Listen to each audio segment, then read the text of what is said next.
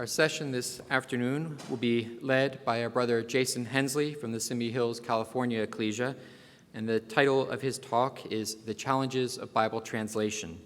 Brother Jason. Thank you, Brother Ken. Good afternoon, everyone. I am over here. It's true. I was not jumping out of anything. This is just, where I normally walk along and come like this. Okay, we're going to see how the projector goes. It was kind of fading. Yeah, that's interesting, isn't it? So I'll have to talk really fast before the slides disappear. So we'll see what happens there. So what that says is that we're going to be talking about the challenge of Bible translation. And the plan is there's three parts to this. We're going to discuss math versus language. We will talk about translation philosophy. Oh, there's only two parts, actually. I thought there were three. So we're going to do two parts here, math versus language and translation philosophy. Just to give you a little bit of an idea as to what this is all about. So I teach Greek and Hebrew. If anybody is interested in joining, you can talk to me about that. I have a master's in biblical language, but I do not know Aramaic, so in case you're wondering about that, only Hebrew and Greek. And in translating Bible passages, I've now actually finished one whole book, which is exciting. It's the book of Jonah, so it's not big, but it is a book of the Bible. It was fascinating to me to see some of the things that just came out of that. Things that you maybe wouldn't notice or possibilities that you wouldn't recognize are there in the text. And so I felt like in learning these things, it would be really helpful and people would appreciate it if I could kind of share some of those things in a talk. So that's the idea behind this. This is very much what I have learned in translating the Bible and in getting the opportunity to learn these languages. So it's sort of like a crash course Hebrew and Greek. It's kind of the idea. On Tuesday night for the evening program, we'll do installment 2 of this, and then late Tuesday night we'll do installment 3. So that'll be it though. You only get 3. We're not gonna do more than that. But that's the plan. And I thought that it would be helpful to do it to start this week, just because it's kind of foundational. Now, here's the other reason. Do you ever find yourself getting protective about Bible versions? Let me tell you what I mean by that. I remember sitting in a class before, and somebody said, it's okay to read versions other than the King James. Oh man, I got mad. And I was like, how could anybody think that? That's so ridiculous. And anyway, I've since changed. But I remember feeling that way. You sometimes get protective. And so I moved from the King James to doing my readings in the ESV. And then if anybody ever said anything about the ESV, that the ESV wasn't very good, I would say, oh, that's so ridiculous. And we sometimes get attached to versions. And we think, oh, this one's so much better than another one. And so what I hope we can take from this is not version supremacy, but instead we can say, the versions all have different things about them that are useful, and the key is knowing what those things are. So knowing what each version does well and knowing what each version does not do well. So that's the idea. The other piece is knowing what was the version actually written for in the first place. So that's what we're going to be looking at in this and the couple of evening programs that we do together. So we'll talk about math versus language in this one, and then translation philosophy. Here's the main message that I want you to take from this. I will read that for you because I know it's hard to read. It says this, it's 3 words. Translation is complicated. And that is the major big thing, okay? You feel good about that? 3 words? Okay, then you can all leave. No, just kidding, don't. But that's what you want to remember, okay? Take from this, translation's complicated, okay? And the reason I think that's important is for years and years, maybe you've thought like this before too, but for years and years, I remember saying things like this. Oh, the translators didn't know what they were doing. Or, what were the translators thinking? Or, this really should be translated as, instead of recognizing, oh wait, translation is actually, not easy. And I can't come along with my Strongs and say, oh, those people, who have a doctorate in translation, they had no clue. I know way more. So, that doesn't make a lot of sense. But that's what I did all the time. So I hope that this can kind of help us to understand a little bit of what goes on with translation and how it's complicated. I also always like to ask questions. So here's something to think about, which you probably thought about already. Why are there so many versions? And hopefully as we go through this, we'll kind of see. All right, math versus language. So this last year, one of the funny things about the school and being the principal of the school is I kind of end up like filling in for whatever somebody else doesn't want to teach. So I ended up getting to teach Algebra 1 this year. So my mind is kind of in like math mode. And I came to an interesting conclusion in talking to people and in thinking a lot about math. And here's my conclusion about the general overall Christadelphian community. And maybe it's different here. I think oftentimes if a Christadelphian is going to look for a career, they either decide to be a teacher, medical professional, or engineer. And maybe there's other ones, okay? So that I'm not like saying, other ones are bad. I just think this is like a typical trend. And so what that does is because there's a lot of engineers in the community, I think sometimes we come to language like it's mathy. We want to read it in an engineer-y kind of way. For instance, here's how math works, right? So here's a little bit of my Algebra 1 coming out. Math is straightforward and logical, right? So if I give you this math problem, x plus 12 times 3x equals 481, some of you have probably already figured it out. What's x? Anybody? It's okay. You know what? So x is going to be 13. Now, it probably could be other things, and some of you maybe have figured out some kind of crazy way to make it equal some kind of other number. That's not my point. Okay, remember, I only taught Algebra 1. I didn't go higher than that. Okay, so just to, make you feel good, here's this one, right? 9 times 9 equals 81. All right, very good. So in math, typically the way that this works is you'll have one answer, right? And I think with this very engineeriness within our community, we sometimes come to the Bible like it's math. So we'll look at a particular word and we'll say, oh, that word always means soul. So that word always means soul, and it's going to mean soul no matter what, because language is like math, so nephesh equals soul, right? And so you see the word nephesh means soul. Or, we might go the other way around and say, nephesh means breath or something like that. And that's okay sometimes, but that's not really how language works. Let me give you a modern example of how this works. English is very different. So what if somebody asked you about your favorite food, right? We have wonderful food, which is like unlimited here. Isn't that pretty? I find that very exciting. So if somebody said to you, what's your favorite food?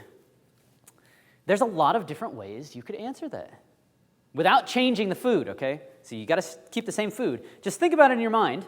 What are different ways that you could tell somebody your favorite food? You could say maybe something like this, right? I like hash browns. You could say hash browns are just the best. Okay. Or you could say, I love hash browns because they're so crispy. Or, once when I was in New England, I had the most amazing hash browns. I don't actually know if New England is good at making hash browns, but that's just like, what came out of my head. Maybe you guys have really good hash browns. So there's a lot of different ways you can say the same thing, right, in a language. But each of these, while expressing the same idea, has a different nuance to it, right? This is not like math. There's layers, and that's one of the fascinating things about language. It's kind of like an art. So, here we go. Ready? Now we're going to exercise your Spanish. Okay. You have tengo hambre. How would you translate that? I'm hungry. Yes, I'm hungry. Good. Me gusta el pollo. I like chicken. Yes. ¿Cómo se llama? Did you just say I like chicken? What? Where's the llama? Okay. So this would be, what is your name? ¿Cómo se llama? Okay, now, those were not literal translations. I could see some of you, I think, were thinking literally here. So let's go ahead and translate these literally, right? So we had, I'm hungry, I like chicken, what's your name? Now, let's do a literal mathy translation, okay? So, pretend your very best to be an engineer here. Tengo hambre. I have hunger. Okay. Now, would you ever translate it that way?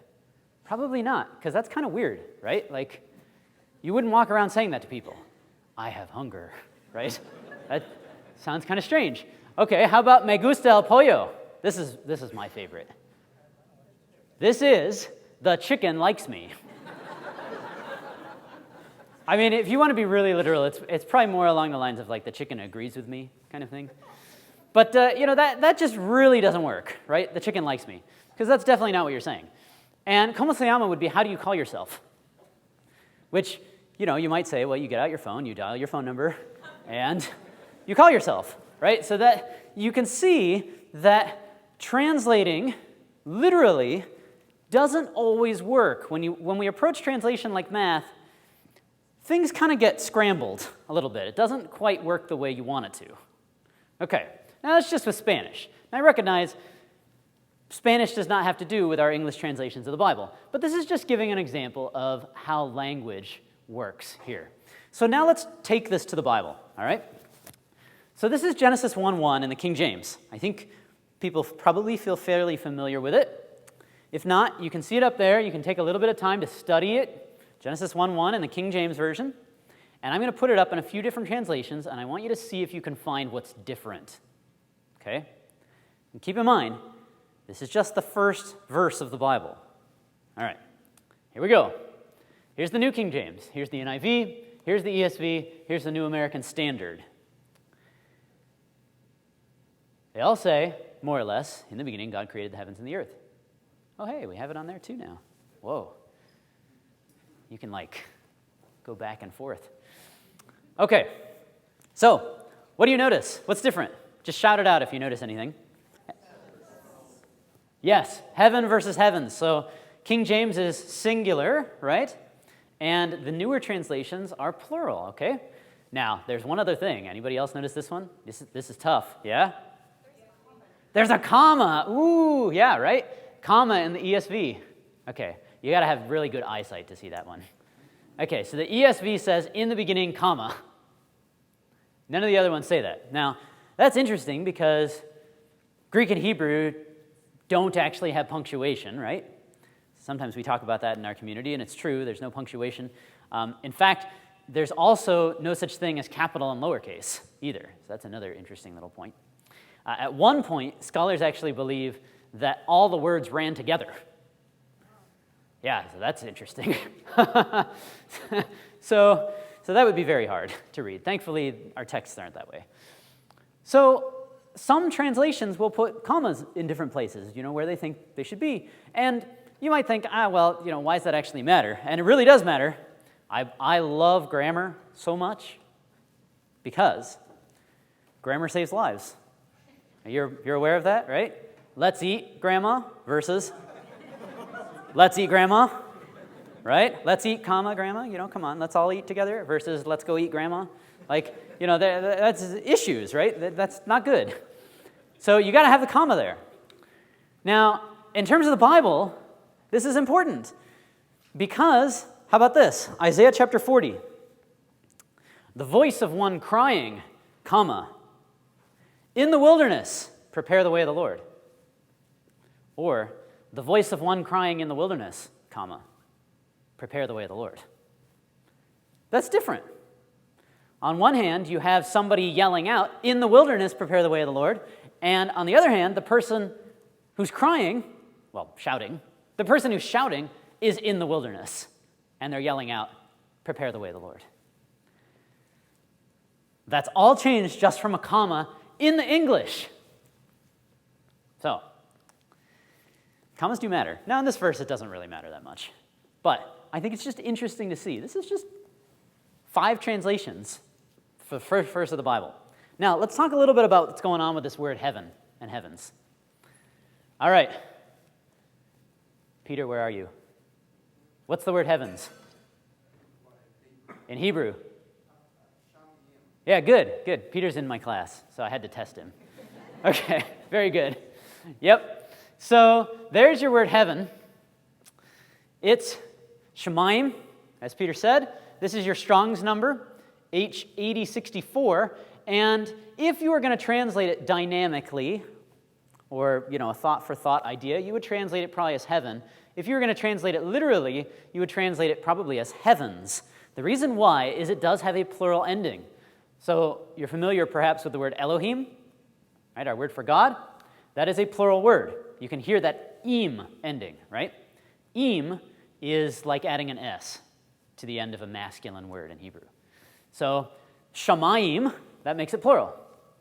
So Shamayim, the im, makes it a plural, heavens. But get this, ready? Okay, if you wanted to be super literal, here's how you would translate it. 2 heavens. Now, the reason for that is in Hebrew, and you don't have this in English, in Hebrew, there's a specific form where you can say 2 of something. So, for instance, if I wanted to say, so in Hebrew, the word hand, the word for hand is yad. So if I wanted to say 2 hands, I'd say yadayim. So yad, and then I'm going to add this ayim sound on the end. Yadayim.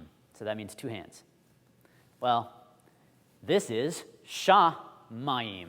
You hear that ayim sound at the end? So this literally translates to 2 heavens. Now, anybody want to guess why there are no translations that say, in the beginning, God created the 2 heavens and the earth? It's because it doesn't make any sense.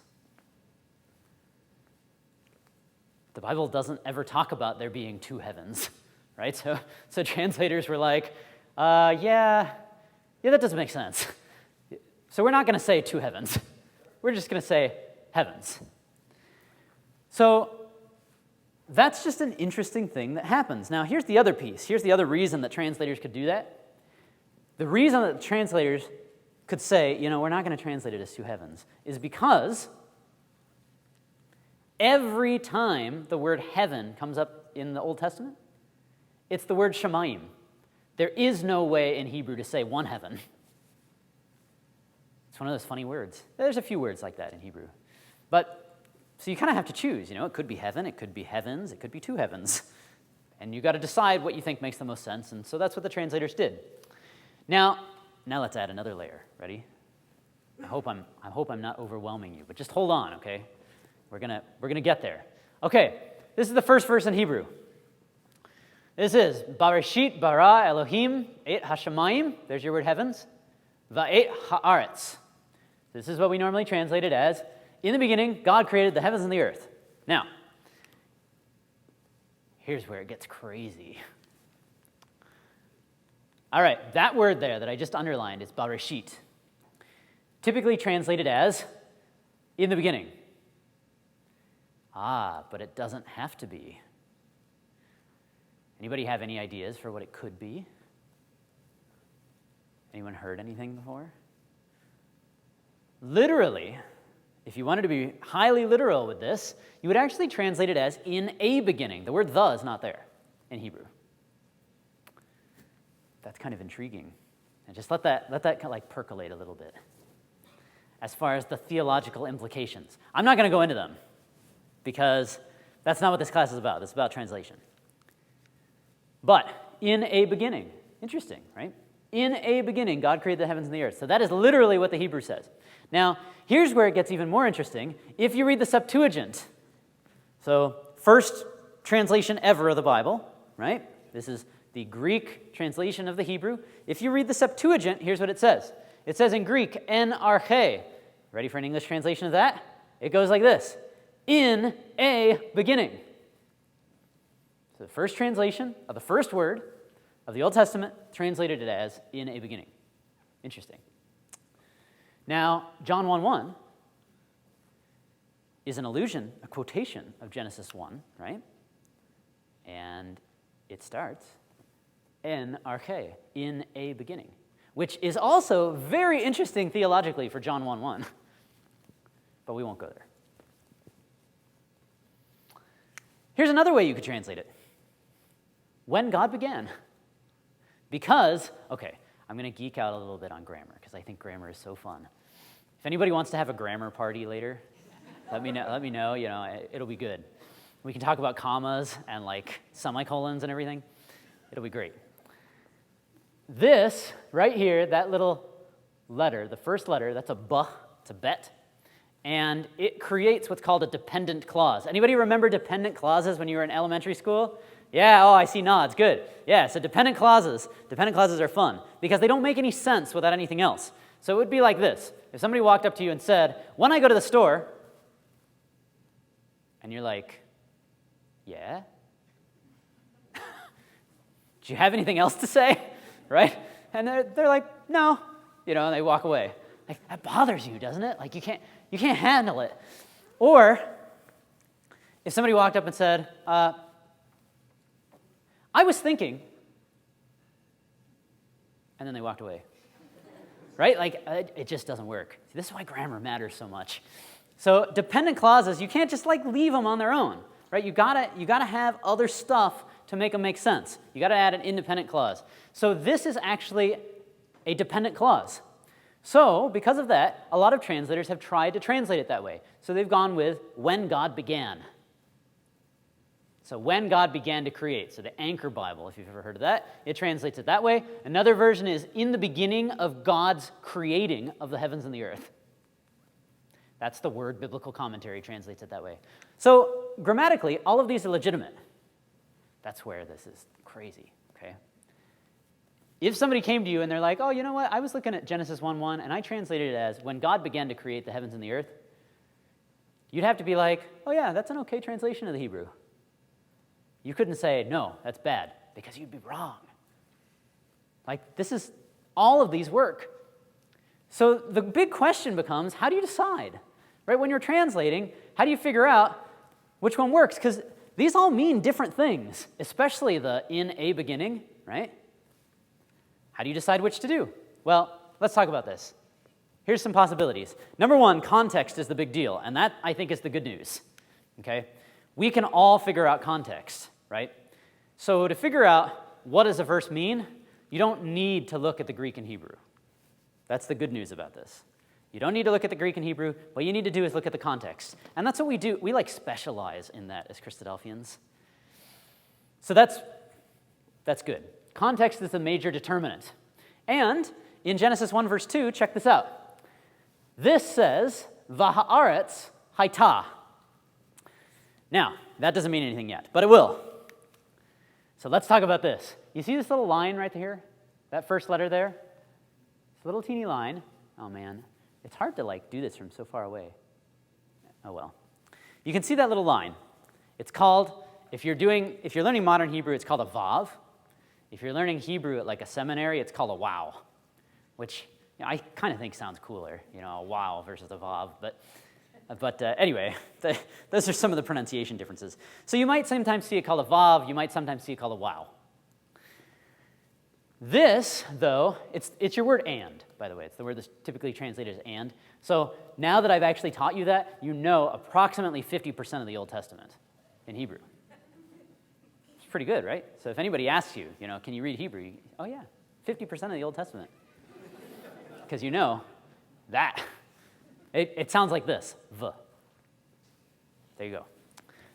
So the reason that this is important, this word and, is because, in English, word order is important, right? So if I say, I fed the dog, right, that means the dog got food from me. If we reverse these words around, right, it means something totally different. Like, the dog fed me, right? It means something very different. And that's all because of word order. Well, Hebrew is not that way. Word order doesn't really matter in Hebrew, except for one thing. Word order matters for these little vavs, because these vavs always are going to be connected to the first word in the sentence, and almost always they'll be connected to a verb. So now we got to review here. All right, you got to go back in your mind, back to when you were in school. What's a verb? Whoa, that was good. Yeah. Any of you been practicing like with MACBS? All right. So yeah, verb is an action word. Good. What's a noun? Yeah, good. Okay, person, place, thing, or idea. Yeah, there you go. Okay. So verb's an action, noun is a person, place, thing, or idea, right? In Hebrew, this is the like one word order part that matters in Hebrew. In Hebrew, your vav, right? 50% of the Old Testament. Your and will not connect. It will not be attached to a noun. Okay, person, place, thing, right? Doesn't attach to those. It's going to attach to verbs, always, all the time, unless the text is trying to show you that something has happened. So, this is how it works. You're supposed to be reading along, and you're reading Genesis 1:1, Bareshit, bara, Elohim, et hashemayim, va'et ha'aretz, and you get to this, va ha'aretz, and you go, ah! Because your vav, or your wow, is attached to a noun. And you're just like, what? What is going on here? It's not supposed to do that. Why is it doing that? Okay? So it's kind of like, if you were like reading a novel and all of a sudden you saw an upside down exclamation point, right? We don't do that in English. So you see your upside down exclamation point and you're like, what? Why is that in my book? Well, that's what you're supposed to do when you get to Genesis 1:2 and you see this vav attached to a noun. What? Why is that in this verse? And here's what it's called, by the way, if you want to look this up. It's called a disjunctive wow, or a disjunctive vav. Okay. It sounds like, a kid who's not being obedient or something. Yeah, you're a disjunctive wow. Anyway, okay. So that's not what it is, though. It's this little vav up there in the front, and it's supposed to tell you, whoa, something's happening here. What it means is, a disjunction, that's like a disconnect, right? It means that there's some kind of disconnect here from what came before. Think about that. So what you get when you get to Genesis 1:2, and the earth was without form and void, the Hebrew is telling you, oh, by the way, there's a little disconnect between verse 1 and verse 2. In the beginning, God created the heavens and the earth. Pause. And the earth was without form and void. Interesting, right? Interesting just as far as the Hebrew grammar goes. It's not a typical construction. The other thing is, you also get this word here. You've probably heard of him before. Tohu vavohu. Pretty good. I just love how Hebrew sounds. Like, it rhymes and everything. It's like all of it. Anyway, it's great. So tohu vavohu. Well, this means without form and void. It's used one other place, Jeremiah 4:23, and that's about God making Israel without form and void. God doing it, interestingly. So based on Genesis 1:2, right, context, I would then come along and say, you know what? I think I would probably translate this as, in a beginning, God created the heavens and the earth, pause. The earth was without form and void, and the darkness was on the face of the deep. So that's how I would translate it. Now, are the other translations legitimate? Yes. They are all grammatically fine. Do I think mine makes more sense contextually? Yes. But I can't come along and be like, oh, you other people with your in the beginning, that translation's wrong. Because it's not. So that's an important thing to recognize. So instead of saying things I think like the translators were wrong, or I don't know what the translators were thinking, which I think is a funny thing to say, or this word really means, I think better is probably something along the lines of, another possible translation is, or this could also read, and then tell why you think the context supports that translation. Because that, I think, is our big strength as a community, is looking at context and translating based on context. Okay, so here's the next piece of this, right? You ready to move on here? Check this out. As a translator, look at what happens. As I said, all of these are okay, right? These are all good grammatically. Now, as a translator, can you use all of these? No. Like, what would you do? Can you imagine saying, reading a translation that says, oh, by the way, Genesis 1:1, this could read this way, or this way, or this way, or this way. Nobody would buy that Bible, right? They'd be like, oh, this Bible's way too big. So you could look at different ones, or you could try and, the Net Bible. If you've seen the Net Bible, they tried to have huge footnotes in each verse to try and explain, it could be like this, it could be like this, here's why we translated it this way. You could do that, but that's not typically what happens. So what usually happens is translators or a translating committee will sit down together and they'll say, well, here's the 12 different ways that this verse could be translated. What do you think is the best one? And they'll agree on what they think is the best. Then when they come up with the best, check this out. They say, all right, that's what we'll write down. And you pick up the version and you read it, and you read in the beginning. And you don't realize that all the rest of that was there, those other possibilities. So here's something that I want to bring out to you. In some senses, now don't get all excited, okay? In some senses, translations are therefore commentaries because the translators have to try and figure out what translation is the best out of all the possibilities. Now, some translations are much more commentary-like than other ones, just to put that out there. But at least in some way, all of them are. And so that's an important thing to kind of recognize. So here's what I think is interesting. Because of that, some translators recognize that there are things that they aren't quite sure about, that they couldn't actually come to a conclusion. So this is a quotation from the King James preface. I'll translate as we go because we don't really talk like King Jamesy people. Here we go. Ready? You gotta get your throat cleared out for this. Some, peradventure, would have no variety of senses to be set in the margin. Don't you feel like you need to go like this or something? Lest the authority of the Scriptures for deciding of controversies by that show of uncertainty should somewhat be shaken. But we hold their judgment not to be so sound in this point. In other words, we think they're wrong. What they're saying is some people don't think there should be a margin in the Bible. They shouldn't have footnotes. And they come along and they say, no, we don't think so. Here's why. It hath pleased God in his divine providence here and there to scatter words and sentences of that difficulty and doubtfulness. Notice this, not in doctrinal points that concern salvation, for in such it hath been vouched that the Scriptures are plain, but in matters, this is such an awesome phrase, but in matters of less moment, that fearfulness would better beseem us than confidence. Okay, here's what they mean. So they said, don't get worried about this. Don't get worried about the fact that, we just looked at the first verse of the Bible and it could be translated 5 different ways. Because none of those impact the gospel. And their point is the gospel is clearly evident. And I agree. The gospel is evident. Whatever translation you pick up, if you read it, you think about it, you pray about it, if you seek me, you will find me, is what God says. The gospel does not get hidden. It's much more powerful than that.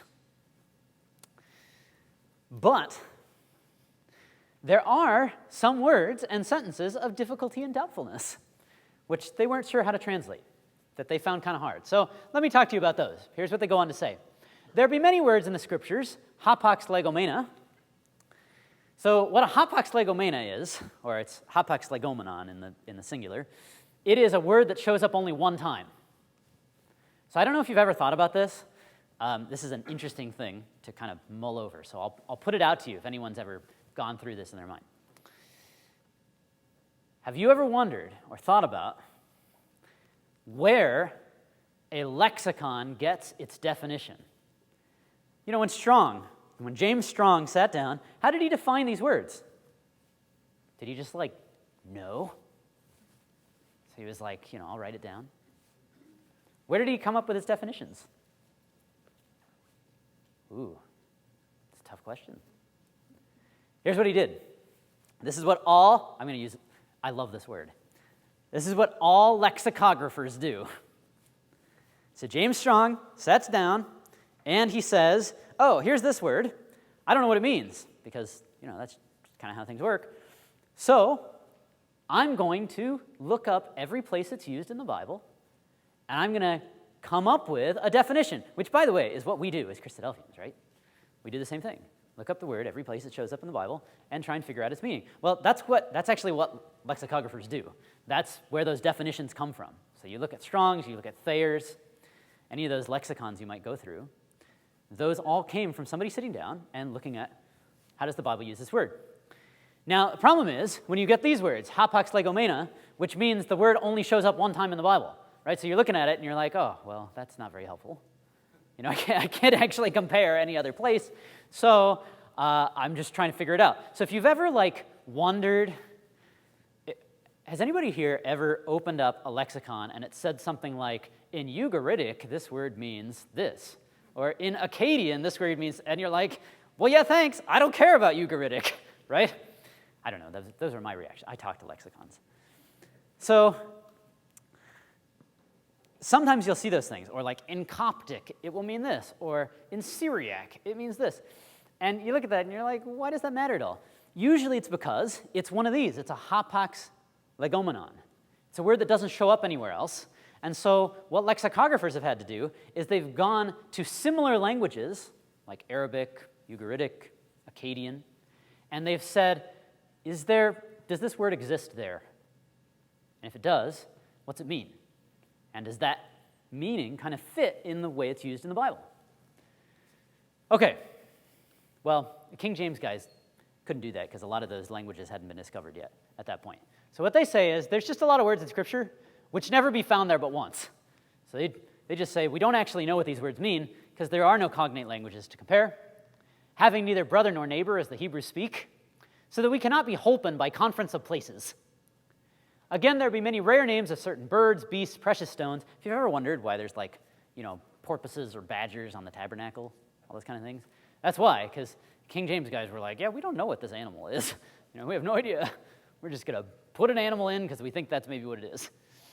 So what they're talking about is they wanted to have marginal notes because there were places where they just didn't know. They didn't know what to put down. They didn't know what to write. Okay. So this is why I think it's important for us to understand what translation is. I found it to be really, to make me feel much more humble when I approach the Bible. It's kind of like, oh, I know a lot less than I thought I did. And that's sort of the way that this has impacted me, and I'm hoping that can kind of be the same for you. And what it's led me to do is to say, you know what? Instead of wanting to fight anybody who says they don't like the King James, which was silly, now I say, well, you know what? Each version was made for something different.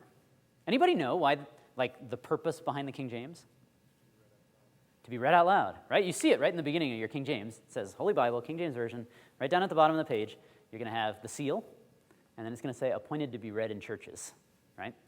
So when the King James was translated, I was actually mentioning this at lunch, kind of an interesting story. The committee got together, and they would read it to each other, and they would read it, and if somebody raised their hand and said, that doesn't sound good enough, they'd have to retranslate it. Because the King James was all about sounding good, which is, by the way, why you read it and you're like, wow, that sounds cool, right? Because that's actually what they did. If it didn't sound cool, they said, nope, translate it again. And the translators would be like, we got to make it sound better. And that's what it was all about. So every different version has its own purpose. That's an important thing. It would be like if you went to dinner, right? And you sat down to dinner, and you had a whole spread of utensils, right? You had your fork, your knife, your salad fork, all of that, right? And your food is brought out, your steak, you start eating it with a spoon, right? And your host is like, what are you doing? Nobody eats steak with spoons. And you're like, oh, no, don't worry. It's good enough for people 400 years ago, it's good enough for me, right? Yeah, this is what I use when I eat. That's what we do sometimes. Like, everything has a purpose. Like, it doesn't make sense to use a spoon on a steak, right? It doesn't make sense to use a fork in a soup. But, if somebody came to you and they're like, what are you doing? You'd be like, what, you want to fight? Like, I'm going to use that fork in my soup. Don't tell me not to. You're not a Christadelphian, or whatever. Like, sometimes we do that.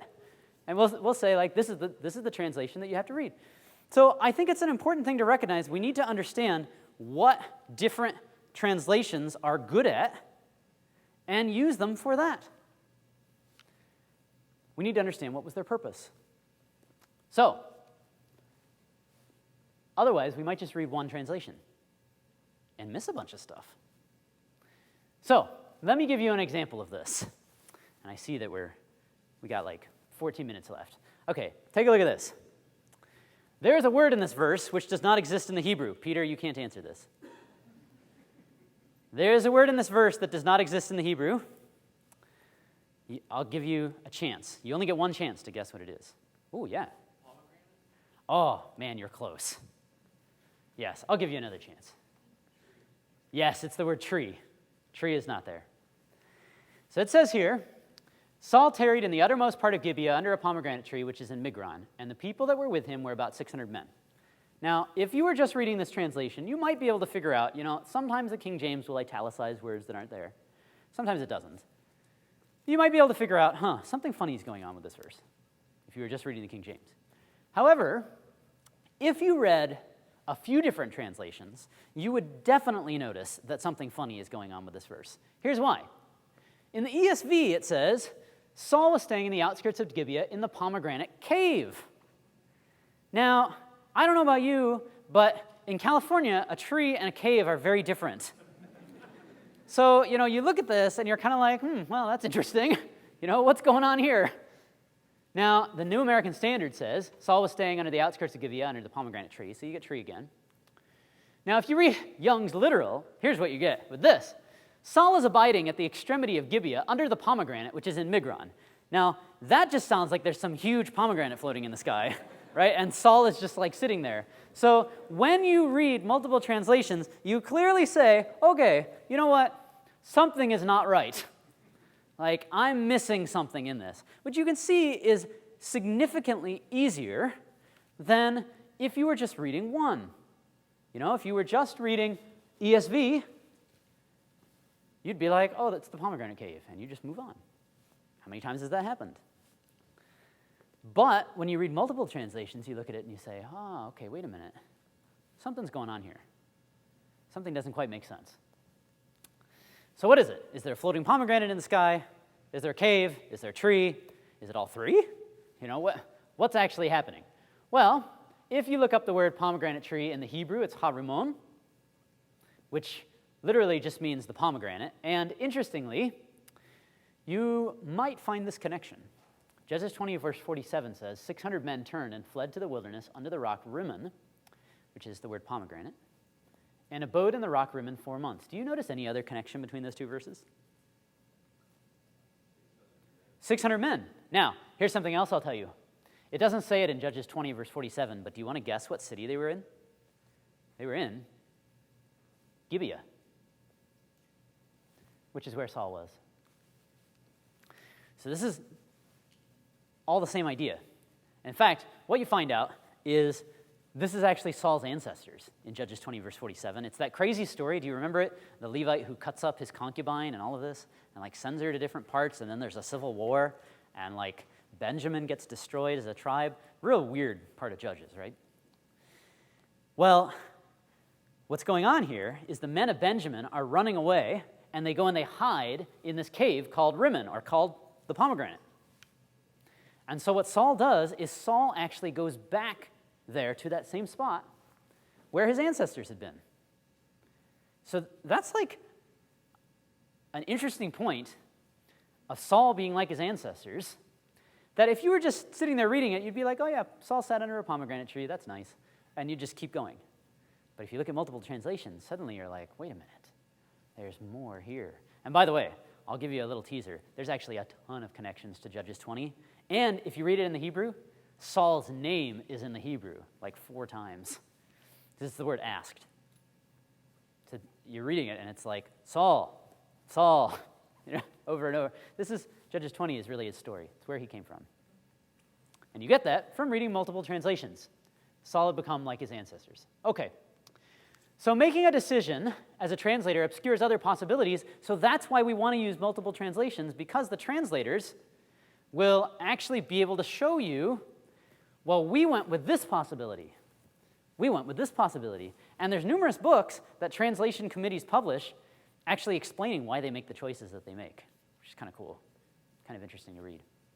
Interestingly, too, another funny piece about the King James is unlike most translation committees, like today, you'll have 50 members on a translation committee, and they'll all sit down together and work through the passages. The King James actually broke it up so that they had committees of like 5, 6 doing different sections. It's kind of an interesting piece. So these are all the different pieces that go into how a translation committee decides what translation to go with. It's a lot of different things. Usually context, but their translation philosophy, their own personal contexts, that's what we'll talk about on Tuesday, their own beliefs, their knowledge of biblical languages, textual criticism, making the best choice with the available resources, and just sometimes the committee itself. So here's what I want to do. I want to just scoot through this real quick to talk a little more about different translation philosophies and what they do. So we talk about this in the Bible seminars, but I want to try and go a little deeper. Okay, so let's talk about this. We did our Spanish, right? Typically, we would call this one over here, this I have hunger, the chicken likes me, how do you call yourself? We'd usually call that literal. It's very literal. The correct scholarly term, if you're concerned about that, is formal equivalence. That I don't actually feel like is all that helpful because the other side is called functional equivalence. It doesn't really work very well that you have F and a vowel, F and a vowel. It's very easy to confuse the two. So literal and dynamic is kind of like the layman's terms. Literal and dynamic.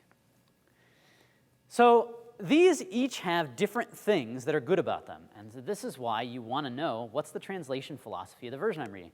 And the way you can find it out, anyone know how you can find out the translation philosophy? Read the preface. So that is something we always want to do. When you're going to look at a new translation, sit down and read the preface because they explain to you, when it came to these kind of words, here's what we did. Here's why we translated the way we did. This was our thinking behind what we were doing. So you want to know, you don't want to just fly blind when you're reading. So you want to know what's going on here. Okay.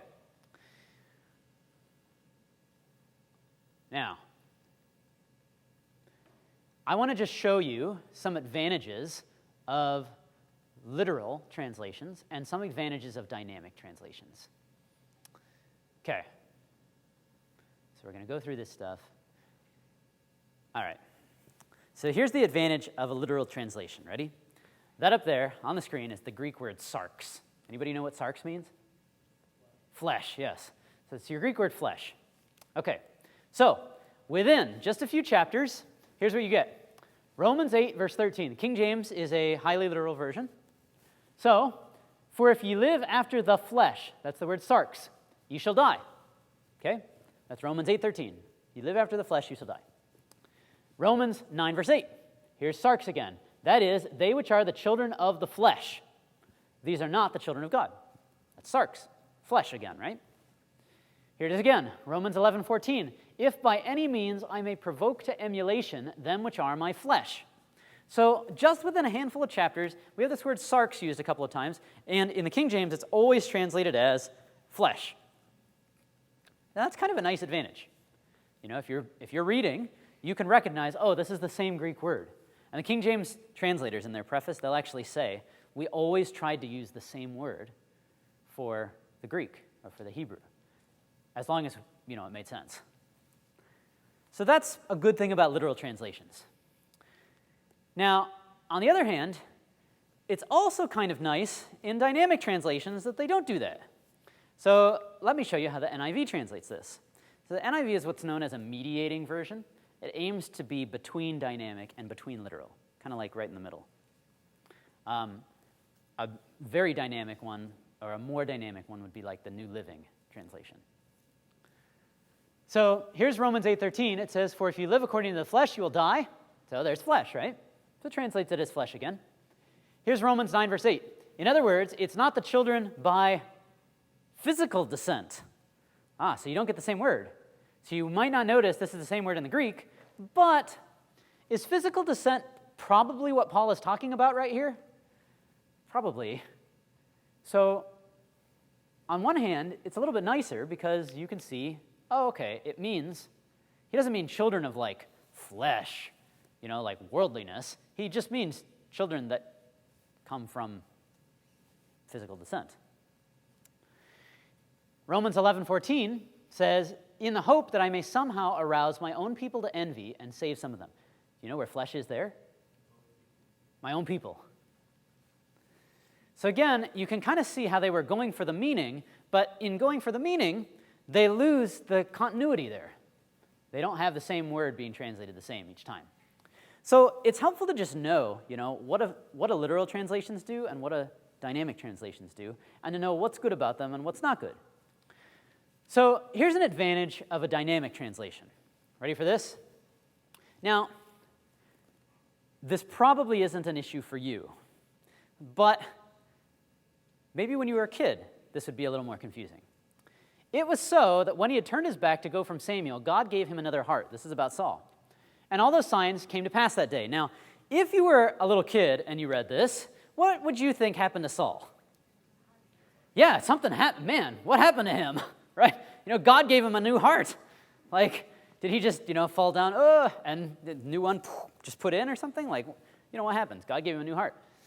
And you'll notice the ESV, also a literal translation, says the same thing. God gave him another heart. Poor guy, he was sick, or something like that. If you read the NIV, it says God changed Saul's heart. Right? So you can see the difference there. Now, again, we can probably figure out what these mean sometimes without even taking a second thought. But, again, the idea here is if it does take a second thought, that's why these kind of versions are helpful. Here's another one. The watchman cried and told the king, and the king said, "If he be alone, there's tidings in his mouth," which to me sounds like this guy has a newspaper in his mouth. There's tidings in his mouth. Now, you might say, well, that's a King Jamesism. Well, not really. There's news in his mouth, is what the ESV says. Now, here's the NIV. He must have good news. You can see the difference there. So, literal, this is what I want to bring out. Literal is not always better. Literal is better if you're going to eat a soup with a spoon, right? If that's what you're doing. If you're doing Bible study, trying to figure out what do these exact words mean, how do these words fit together, then literal is better. If you're trying to see how do these words all fit together and what's the meaning, well then check out a dynamic translation, see what they think. Each translation has its advantage, but you just got to know what they are. So you don't want to come along and read a dynamic translation and say, this is definitely what the verse is saying. Because, well, maybe it's the translator's interpretation is often how the dynamic works. Okay, this one's my favorite one. Ready? Esther 1:14 says, "Next unto him was Karshena, Shethar, Admatha, Tarshish, Meres, Marsena, and Memucan, the 7 princes of Persia and Media, which saw the king's face, which sat first in the kingdom." You see it? They saw the king's face. Maybe the king had an invisible face or something. What's going on there? They saw his face and nobody else could or something? Only 7 people in the whole kingdom? It's kind of like the emperor's new clothes. That's what it sounds like. ESV says the same thing. They saw the king's face. And that's because that's literally what the Hebrew says. But if you read the NIV says they had special access to the king. That's probably what the Hebrew means, right? It's not like the king, better turn on my face. These people have come, that kind of thing. Like, that's not what it means. But it's just helpful to recognize, the literal, a lot of times they're not going to capture the meaning of the idioms, right? They're just going to tell you, here's what the Hebrew says. And you got to try and figure it out. All right, so we're at our time here. So I should wrap this up. My big point in all of this is I think it's very healthy for us to expose ourselves to multiple versions. I think it's fine to have one that we like. That's totally fine. But don't only ever look at that one. I think that's the key. Know what it does well, and know what it doesn't do well. Because that's how everything works. You know, we're humans. When we make translations, some of it's going to be good, some of it's not going to be good. And that's okay. And it's okay for it to be that way. And what we can be thankful for is that at this point, we have a whole bunch of translations we can read. And we can see, oh, it could be translated like this, it could be translated like that. And for the most part, the way that translations are going to translate will probably be right in Hebrew or in Greek. The question is just, does it fit contextually? And so that's our job, to try and understand what's the context, and does it actually support what this version's saying or what this version is saying?